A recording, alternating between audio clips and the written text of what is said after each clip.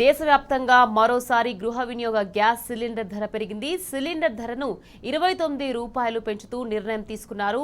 3 నెలల వ్యవధిలో domestic cylinder ధర పెరగడం ఇది రెండోసారి. 14.2 కిలోల ఎల్పీజీ సిలిండర్ ధర 994 రూపాయలకు చేరింది. పెంచిన ధరలు నేటి నుంచి అమల్లోకి రానున్నాయి.